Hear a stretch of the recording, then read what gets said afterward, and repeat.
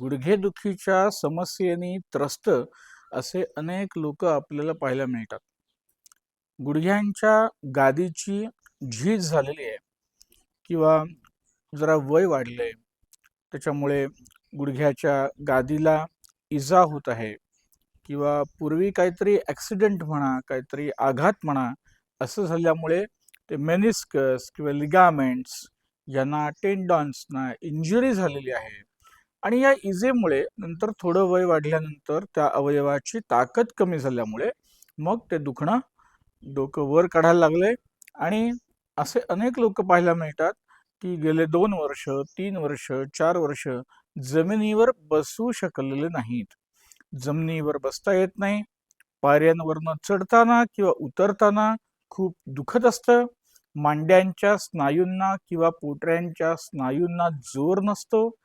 आणि मग अशी गुडघेदुखी ही चालू असताना मग गुडघे दुखायला लागले की नित्यक्रम काय आहे, तर आपण जवळपासच्या डॉक्टरांकडे जातो. मग काही पेनकिलर्सच्या गोळ्या ते आपल्याला देतात, काही कॅल्शियमच्या गोळ्या देतात, काही पोषण न्यूट्रिशन असं म्हणून काही गोळ्या असतात कॅल्शियमच्या आणि व्हिटॅमिनच्या. आणि हा नित्यक्रम चालू असतो. आणि असं वर्ष, 6 महिने, 2 वर्ष असं कायम अशी औषधं घेत राहून सुद्धा बरं वाटत नाही. आणि मग शेवटी आपल्याला असा सल्ला मिळतो की तुम्हाला हे काही गुडघेदुखी तुमची कमी होत नाहीये, तेव्हा तुम्ही आता गुडघ्यांचा एक्सरे काढून झालेला आहे अगोदरच, पण आता MRI करा. मग गुडघ्याचा MRI केल्यानंतर त्या गुडघ्याच्या गादीमध्ये असणारी जी काही झीज आहे, जो बिघाड आहे, त्याचं स्वरूप मोठं झालेलं कळतं. आणि मग पेशंट घाबरतो. या स्थितीमध्ये त्याला सांगितलं जातं की आता तू गुडघ्यांचं ऑपरेशन कर. आता गुडघ्याचं ऑपरेशन करायचं झालं तर खर्च आला. किमान 3 लाख 4 लाख इतके रुपये एकेका गुडघ्याचं ऑपरेशन करायचं झालं तर खर्च सांगितला जातो. आता गंमत अशी आहे, प्रत्येक जण एकतर एवढे 3-4 लाख रुपये एकेका गुडघ्यासाठी आणणार कुठून? बरं, दुसरा गुडघा आहेच. एक गुडघा दुखायचा लागला की त्याचा भार दुसरा गुडघा सहन करत असतो, त्यामुळे दुसऱ्या गुडघ्यालाही तो त्रास सहन करावा लागतो, मग तोही दुखायला लागतो. मग हे असं गुडघ्यांचं ऑपरेशन करायचं झालं तर एवढे लाखो रुपयांचा चुराडा होऊ नये याच्यासाठी काही पर्यायी मार्ग आपण लक्षात घेतले पाहिजेत. या गुडघ्यांना आपण आत्तापर्यंत आयुर्वेदाच्या मदतीने काही बरं वाटण्यासाठी प्रयत्न केले का? त्याच्यासाठी वैद्यांचं मार्गदर्शन घेतलं का? नेमकं आपल्या गुडघ्यांना झीज झाले म्हणजे नेमकं काय झालंय? त्याच्यामधलं वंगण कमी झालंय म्हणजे नेमकं काय झालंय? स्नायूंना ताकद कमी पडते, ती सुधारायची म्हणजे नेमकं काय करायचंय? मी चालू का नको? व्यायाम करू का नको? मी हे पदार्थ खाऊ का नको? अशी विविध शंका कुशंका पेशंटच्या मनामध्ये अखंड चालू असतात. मग मी अधिक पाणी पिऊ का नको? पायानं सूज आले तरी पण आपलं पाणी पिणं चालू असतं. तर अशा अनेक गोष्टी ह्या गुडघेदुखी संबंधी आपल्याला लक्षात घ्यायच्या आहेत. आणि त्यासाठी मी इंस्टाग्रामवर, फेसबुकवर लाईव्ह येण्याच्या प्रक्रियेमध्ये आहे. हा व्हिडिओ मी याच्यासाठी करतोय की रोज एक अर्धा तास येऊन या गुडघेदुखी संबंधी अनेक प्रश्न, उत्तर, शंका कुशंका अनेक लोकांच्या मनामध्ये असतात.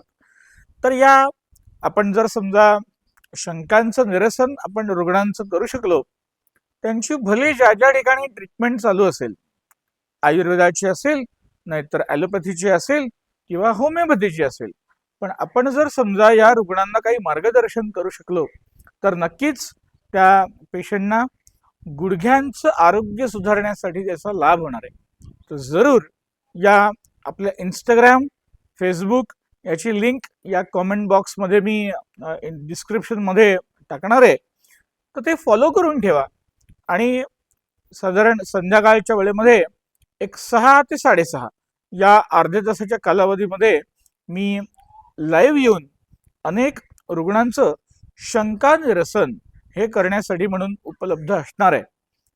आपण आपल्या श्रीवल्लभ आयुर्वेद आश्रम आणि Parinita women wellness centre, Kherdi, Dapoli या ठिकाणी अशा प्रकारच्या गुडघ्याचे विकार असलेले अनेक रुग्ण ज्यांच्या गुडघ्यांची गादी फाटलेली आहे, मेनिस्कल टियर आहे किंवा लिगामेंटमध्ये इंजुरी झालेली आहे, टेंडॉन्सना इजा झालेली आहे, सांध्यामध्ये पाणी झालेलं आहे किंवा सांध्यांमधलं पाणी शोषलं गेलेलं आहे, आटलं गेलेलं आहे, हाडं एकमेकांवर घासतायत, अशा विविध कंडिशन्सना नी जॉईंट ऑस्टिओआर्थरायटिस अशा स्थितीला उद्देशून आपण अनेक रुग्णांची चिकित्सा या ठिकाणी करत असतो.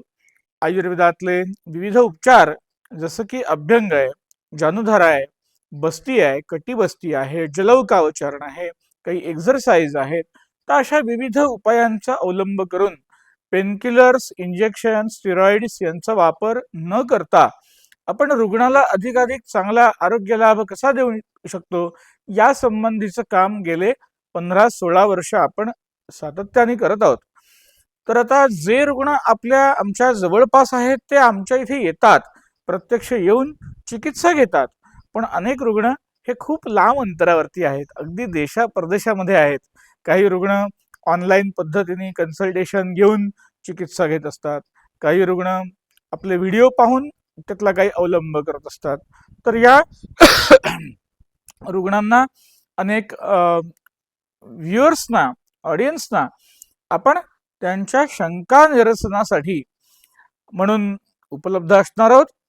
इंस्टाग्रामवर संध्याकाळी 6 ते 6:30 या कालावधीमध्ये अर्धा तास आपण भेटणार आहोत.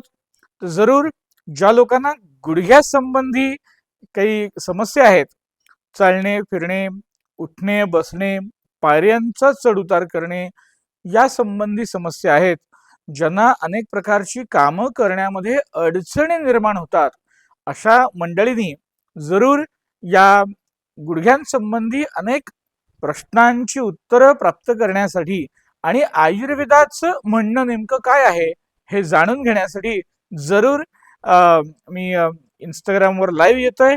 त्यावेळेला जरूर संपर्कात राहा. तुमच्या शंका कमेंट बॉक्समध्ये विचारा. तुमच्या प्रश्नांचं एक एक करून शंका समाधान करण्यासाठी आमच्याकडून नक्की प्रयत्न होईल. धन्यवाद. वैद्य समीर परांजपे, दापोली.